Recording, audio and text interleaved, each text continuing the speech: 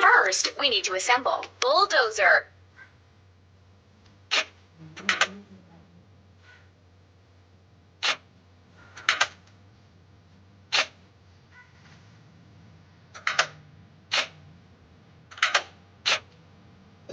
That's all.